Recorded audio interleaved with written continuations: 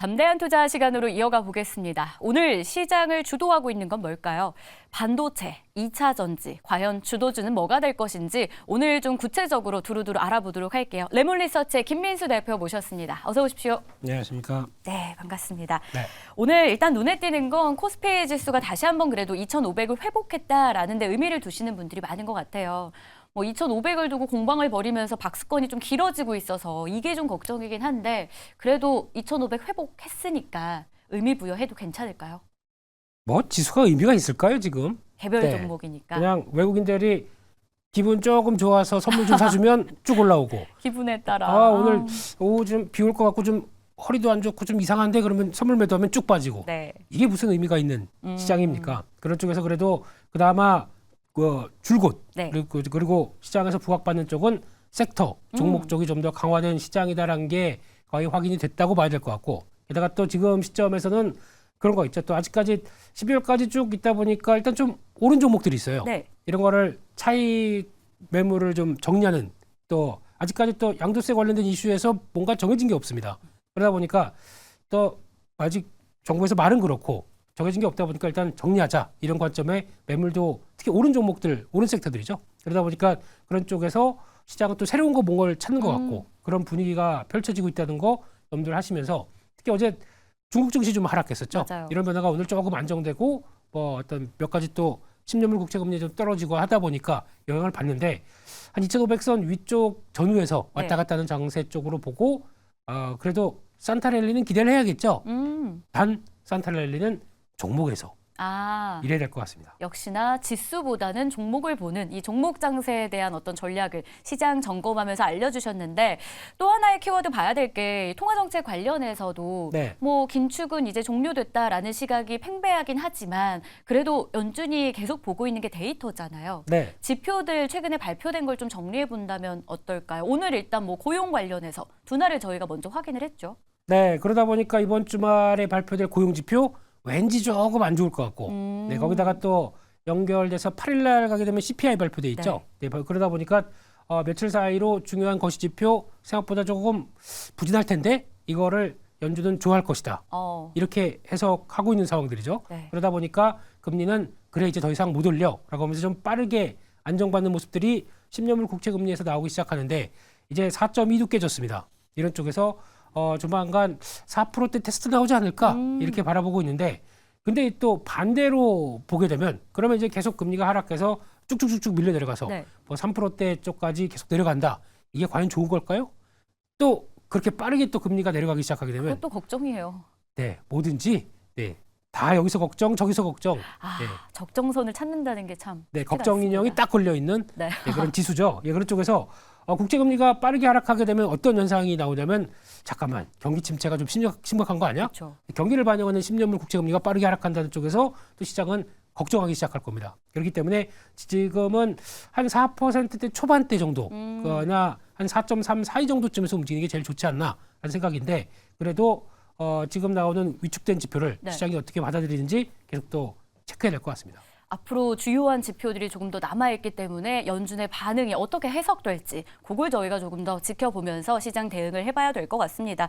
그러면 아무래도 테마 장세, 종목 장세, 섹터 장세가 이어지고 있다 보니까 반도체, 2차 전지 관련된 이야기를 안 할 수가 없어요. 저희가 기존 주도주로 하면 이 두 섹터를 꼽잖아요. 네. 반도체 한번 먼저 볼게요. SK하이닉스가 어제 좀 급락했는데 오늘은 보합에서 지금 등락을 반복하고 있어요.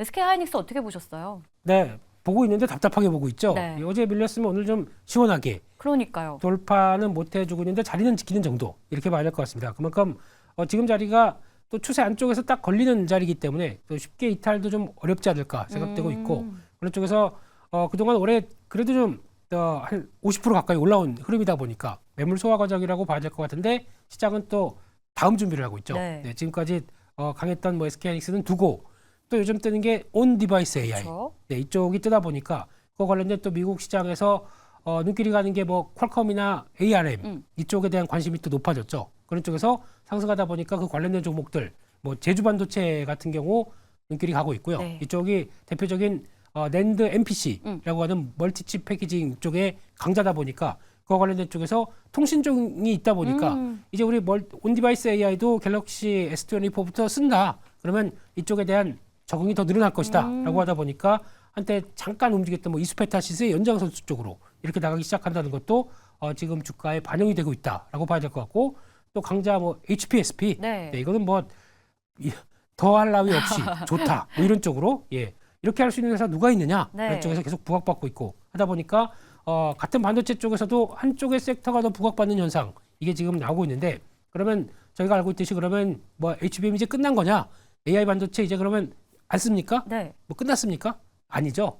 본격적인 실적 반영은 내년이기 때문에 또 이번에 위축됐다. 그러면 또 자리는 보고 비중을 계속 늘려보는 것도 좋다. 이렇게 봐야 될 것 같습니다. 그러면 앞서서 뭐 제주반도체나 온디바이스 AI 관련한 이야기를 좀 주셨잖아요. 네. 내년 실적 이들도 기대해도 되는 거예요?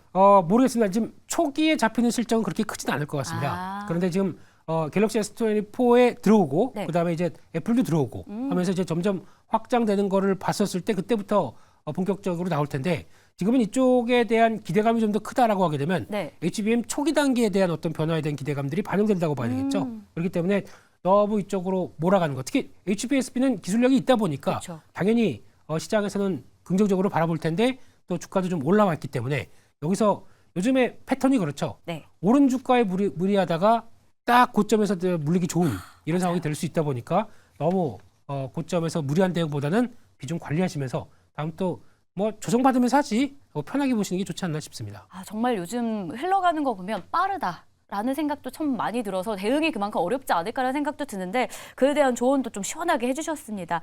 수급에서도 힌트를 좀 얻어보고 싶은 게 네. 외국인 투자자들이 반도체에 이어서 그 다음으로 배터리 쪽에 대한 매수세도 이어지고 있어서 네.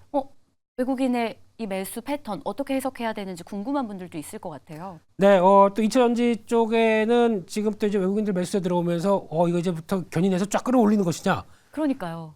네? 아니에요? 일단 좀 봐야 될 부분들이 아직 시그널은 정확하게 나오지는 않습니다. 특히 이제 공매도 청산되는 모습들과 함께 특히 LNF가 대표적인 모습들이죠. 네. LNF가 이제 1월달 가게 되면 코스피로 이전한다.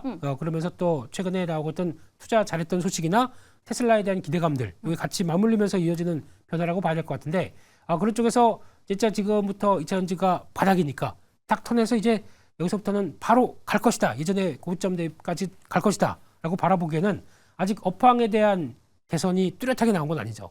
여전히 리튬 가격이나 그를 대변하는 엘버말 같은 주가가 제대로 좀 반영을 못하고 있기 때문에 엘버말은 또 신저가입니다. 그렇기 때문에 아직 이에 따른 변화를 또 강하게 기대하기는 조금 어렵다고 봐야 되겠죠. 그래서 지금 저점권은 지키는데 네. 여기서 탄력이 강하게 들어오느냐라는 부분들은 아마 이런 쪽의 흐름들을 확인하고 대응해야 될 거긴 한다고 본다고 하더라도요. 지금 전기차가 그렇다고 해서 뭐 끝났느냐? 이제 전기차 이제 안 타고 다 내연기관차만 타느냐? 아니죠. 그렇죠. 여전히 한 2040년 가게 되면은 절반은 승용차가 전기차라고 합니다. 네, 아마 앵커님도 이제 그때 바꾸실 거고, 네. 네. 그때까지 돈 버셔서 바꾸실 거고, 그래서 전기차의 성장세는 유효한 가운데 업황에 대한 어느 정도 저점이 어떻게 개선되는지 보고 추가적인 액션을 대응하시는 게 좋지 않나 생각되고 있습니다. 그러면 국내 증시 안에서 2차 전지하면 배터리 하면 뭐 에코프로 관련주들 우리 제일 많이 꼽잖아요. 네. 수급 쏠림이 이제 좀 완화될 수 있을지도 궁금해요. 에코프로 머티리얼즈 혼자서 뭐 자기의 리그를 막 펼쳤던 때도 있잖아요, 최근에. 네, 혼자 그러고 있죠. 네. 혼자 강하고 있고, 근데 어떻게 보면 잘 보시게 되면 소재 끝판왕 쪽으로 보여지는 양극재 쪽이 조금 더 먼저 많이 하락했기 때문에 만약에 가격이 리튬 가격의 안정과 함께 변화가 나온다 그러면 고통을 많이 받았던 쪽이 바뀔 것이다 라는 쪽에 대해서 주요 플레이어들이다 보니까 시각들은 그렇게 가져간다고 보는데 그렇다고 아까 말씀드렸듯이 뭔가 시그널이 본격적으로 나와야 탄력들이 추세적으로 강하게 되겠죠. 지금은 저점을 벗어나는 과정 네. 그쪽에 무게를 맞추시면서 대가르기 좋다고 봐야 될 것 같습니다. 결국은 2차 전지는 좀 확인해야 될 게 있다. 특히나 업황의 회복을 좀 봐야 된다라고 좀 정리를 해주셨고요.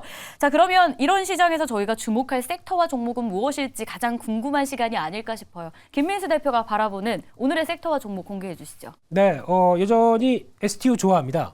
네, 정말요? 예? STO 좋아합니다. 네. 종목 이름이 아니고요. 네.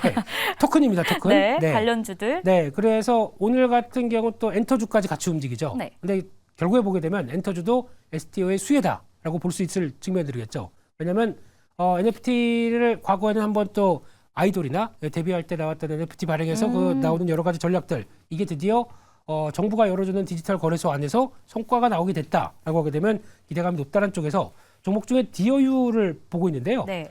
주가가 많이 빠졌습니다. 그래서 지금 오늘 같은 경우도 반등을 시도하는데 시원치 않은데 아마 과거에 2021년도 검색해 보시면 아시겠지만은 NFT 사업과 관련된 쪽에서 디어유가 성과를 내겠다고 막 하다가 지금 멈춰 있는 상태였죠. 근데 이제 다시 뭔가 불을 지피겠다라고 하게 되면 그쪽에 대한 수리에 특히 많이 빠졌기 때문에 이에 따른 변화를 기대한다고 하게 되면 레벨업을 시도하지 않을까라는 쪽에서 어떤 변화 보셨으면 좋겠고요.